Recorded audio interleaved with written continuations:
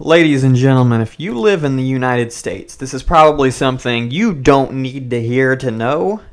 Homelessness is on the rise. You've probably seen its physical presence anywhere in any city in the United States. Even in rural areas, it's a problem. So I frequently travel to Knoxville. In the past 6 months alone, I have noticed a actual increase in the amount of people who are on the streets asking for money. That's a problem. Well, turns out a local news outlet from Knoxville, WATE, has released a little report on a study that's came out that tells us exactly what we know. And we're going to talk about the causes and issues behind that, shall we? So, this report, titled, Report Shows Increased Homelessness, Lack of Affordable Housing in U.S. Well, no shit. That's obvious.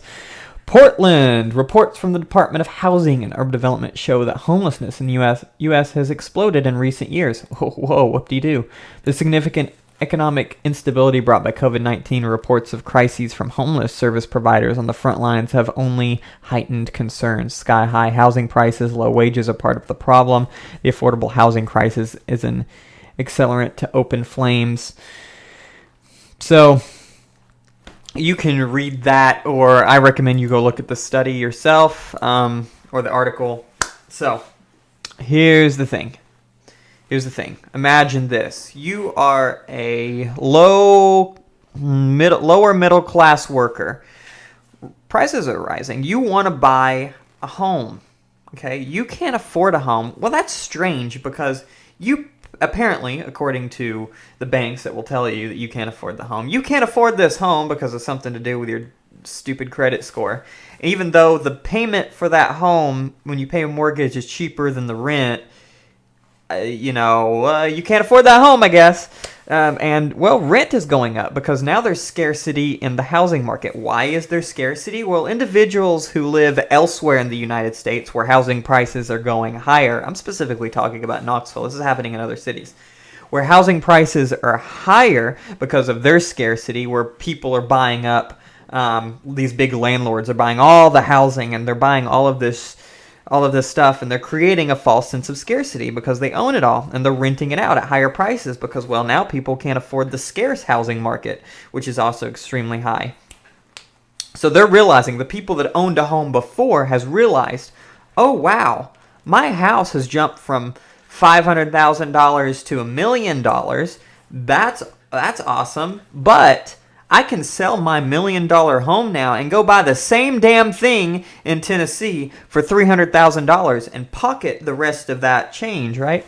They can do that. So guess what that causes in Knoxville or Nashville?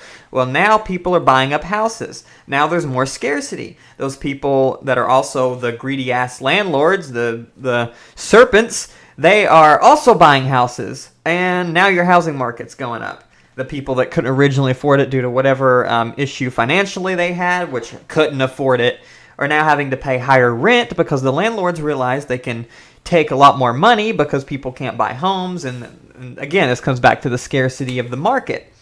Well, damn. Now what do you try to do? Well, those who are really unfortunate, they can start looking at motels, or they can start looking at other things. And well, once those are full because nobody can afford housing, well, their option is to look at shelters, and those people who aren't getting, those are usually the poorest group who have mental health issues, who have certain things. Well, they're in crisis because, well, if the middle class is struggling, they're definitely struggling, and so on and so forth. And you have this issue where a lot more people are ending up in the streets in the middle of winter, sleeping on the side of the road, and it's sad. It's really sad.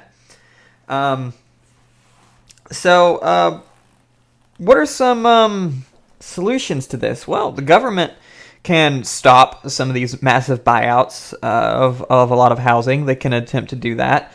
Or Democrats could actually fucking care. That would be one. So they vote a lot on policies. I care about the poor. I care so much about them. I do. But I live in my middle class gentrified home, and I really like how it looks. And if the government tries to put affordable housing next door, I don't want that. I want people to have a home, but if it's a duplex and it's next to mine, that would really suck. This is something that's true. I have been to gentrified areas of the neighborhood, and you see plenty of Black Lives Matter signs indicating that they give a damn when their actions show that they don't. And people are usually aware that the area they're buying into has been they're buying gentrified. They're in a gentrified area. But if you've not seen this video from the New York Times, highly recommend it. This is a map of the 18 states in the U.S. where Democrats control the legislative and executive branches, or else have some veto-proof majority in the legislature. Democrats in D.C. often blame the GOP for foiling their progressive vision. When middle-class families see their taxes go up, they'll know Republicans are to blame. But if you zoom into these 18 states, there's effectively no Republicans standing in the way. So my question is, what do Democrats actually do when they have all the power? So that's a great question. And the answer is really sad. So you should watch that. And I think if you actually go out, look, you'll notice these hypocrisies and certain things in almost every area. It's unfortunate. So when Democrats do take power, remember that typically they're not... The Democrats are not your friend. They're not the friends of the poor. They are right-wingers with a colorful flag who look very friendly. They'll bomb a country if a woman is in the pilot seat, right? So that's the thing. So what are some short-term solutions? Actually, let me get to this first because I had fun doing this. I can't sing, but I am in the middle. This actually came up of a song. Have you ever heard of the song from Phil Ochs, Love Me, I'm a Liberal? It's a very potent song about... it's about liberal hypocrisy, and I think this is one of those things where is definitely an issue. And I changed one of the verses. Just wanted to test it out here. This is a way. I can't sing, though. I've said that once. I try, but I don't do too well. So we'll try this.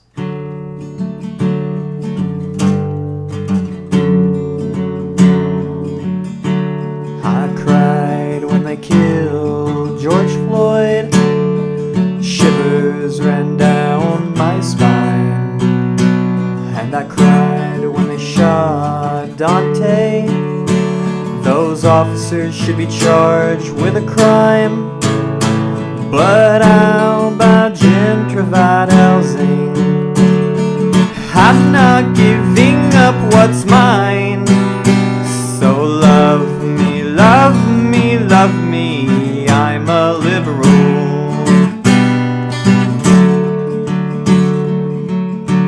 I go to the BLM rallies. I'm not gonna go into that next one. That's just a little tease of this little song I've been working on. Had fun doing that. I did. But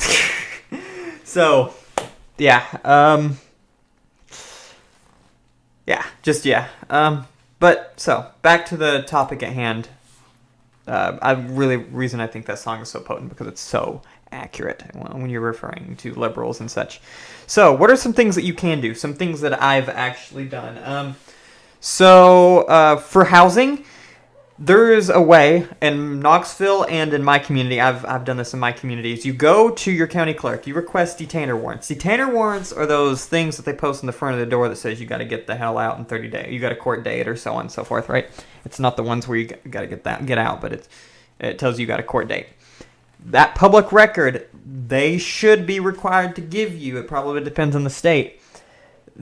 All of that detainer warrant, and sometimes they'll bug you and say, "Oh, we don't have all that." You just gotta ask, beg. Get them before the court date with the address on it. You visit those houses, and you try to in your head, you try to make sure you know your local resources, things that are available, and you try to give them because people just don't know what's available, and try to prevent that person from becoming homeless.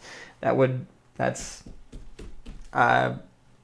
be, I think, one ways to do mutual aid and help individuals in this time it's something I've found very potent because and even if it's something that you can't really do, you can help them reach out to legal aid. Legal aid is usually lawyers who service primarily low income areas who can't afford a lawyer on their own. People don't know about that. You can find local resources that do preemptive support to try to prevent homelessness.